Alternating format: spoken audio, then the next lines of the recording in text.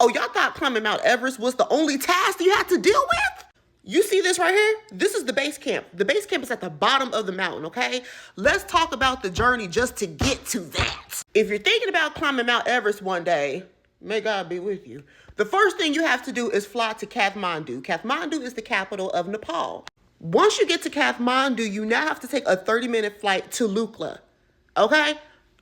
You're with me. Once you get to Lukla, you now have to trek for 8 to 12 days.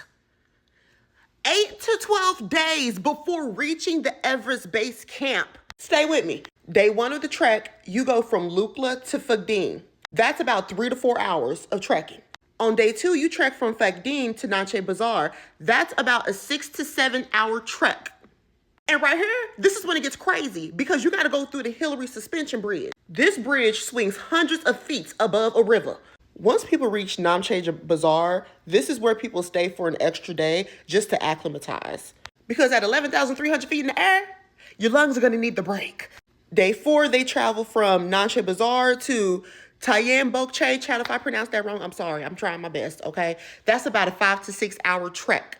Keep in mind, they're doing all this before they even get to the base camp. Day five, they go to Tayen to Dingbochi. That's about another 5 to 6 hour trek. Dingbochi is where climbers will usually stay another day just to acclimatize again because, like I said, your lungs. On day seven, they'll travel from Dingbochi to Lobouche. That's a 4 to 5 hour trek. If you have the strength to wake up and keep pushing the next day, your last final step will be from Lobouche to Gorakshep to then the Everest base camp. That's an 8 to 9 hour trek.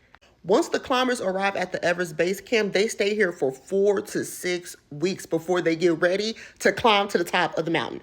During this time, they're monitoring the weather, they're setting up camp, they're acclimatizing, and they're doing a lot of training and practicing because, baby, the type of shit they go through as they're going up this mountain, they're going to need every second of this time at this Everest base camp. After the 4 to 6 weeks at the base camp, they work their way up to this mountain.